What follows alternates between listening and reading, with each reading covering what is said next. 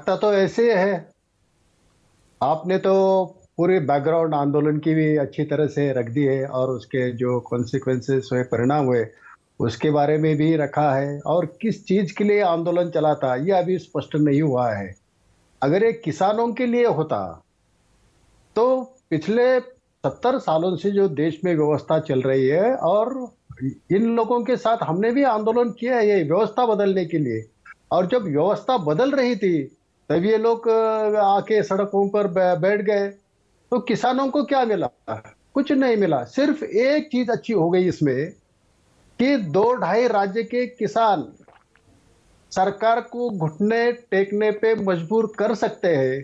अगर पूरे देश का किसान किसी इश्यू पे अगर आ जाए तो 2 दिन में ये सब व्यवस्था बदल सकती है।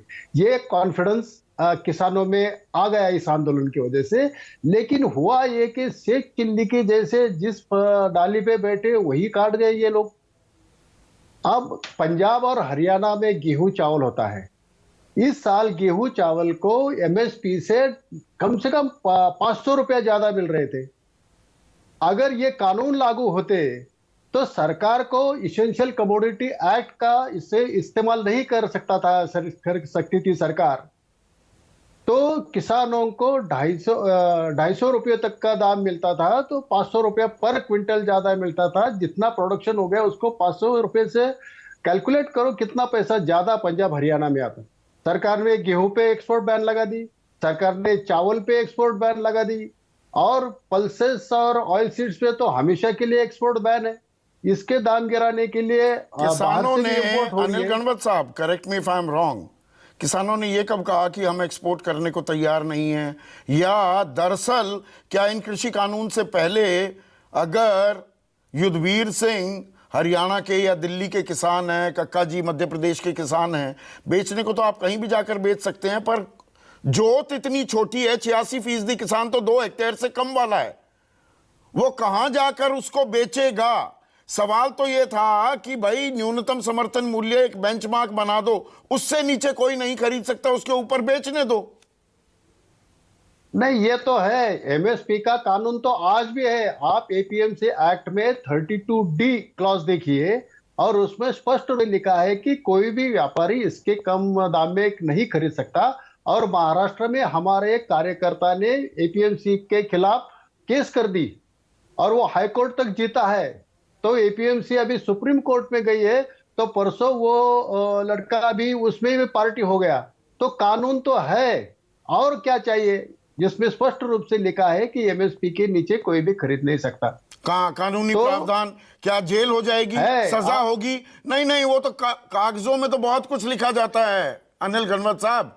कागजों में तो यह भी लिखा गया है, कानून तो यह भी है कि गन्ने का भुगतान 14 दिन में होना चाहिए, वरना ब्याज समेत पैसा दिया जाए। आज तक किसी गन्ना मिल ने क्या ब्याज दिया है? किसी की आरसी कटी है? किसी को जेल हुई है? अभी भी ये बताया जा रहा जी 5% ऐतिहासिक गिरावट आ गई, 5% सिर्फ बकाया रह गया किसान का। रे पिछला सीजन तो 15 अप्रैल को खत्म हो गया, नया शुरू भी हो गया 15 नवंबर को। अभी भी 5000 करोड़ से ज्यादा बकाया है किसानों के। उत्तर प्रदेश में ही 3900 करोड़ है। ये तो सारे सरकारी आंकड़े बता रहा हूं। संदीप जी, मैं वही कह रहा हूं कि कानून बनाने से मसला हल नहीं होता।